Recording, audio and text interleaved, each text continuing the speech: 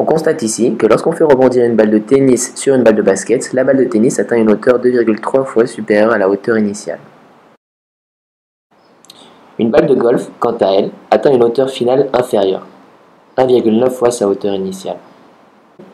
Quand on fait l'expérience avec 3 balles empilées les unes sur les autres, les balles ne restant pas alignées pendant la phase descendante, elles n'ont pas une trajectoire verticale après rebond, ce qui rend l'analyse de l'expérience impossible. Nous avons donc créé cette modélisation afin de comparer l'expérience et la théorie. On remarque que les balles ont bien une trajectoire verticale et donc atteignent une altitude maximale. En modélisant la balle de tennis sur la balle de basket, on obtient une hauteur de 3,56 m, on a donc un écart relatif de 14%. Un intérêt de la simulation est d'étudier le problème de collision à plus de 2 balles, ce qui permet d'éviter le problème d'équilibre instable et de déviation. Elle permet aussi d'estimer rapidement le résultat pour des balles de différentes masses et de différents coefficients de restitution.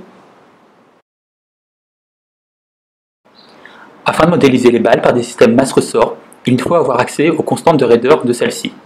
Pour ce faire, nous avons utilisé une machine de traction comme celle présentée. En mesurant la déformation en fonction d'une charge appliquée, nous pouvons remonter à la constante de raideur.